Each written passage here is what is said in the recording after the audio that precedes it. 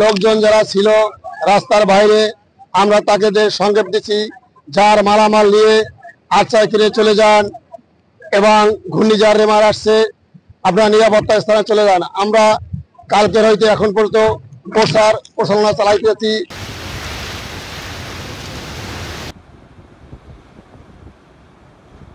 অনুরোধে সিপিপি কলাপাড়া উপজেলা কুয়াকাটা।